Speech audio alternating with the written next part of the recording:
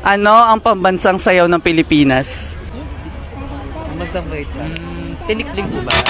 Tinikling po ba? Mali. Wait lang. Ano nga ba? Ba Karinyosa? Karinyosa? Tama! Sino ang pinakaunang gobernador general sa Pilipinas? Ikaw sagot muna. Gregorio del Pilar po. Mali.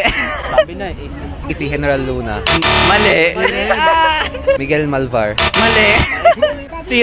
Siret na. Miguel Lopez de Legazpi. Alright.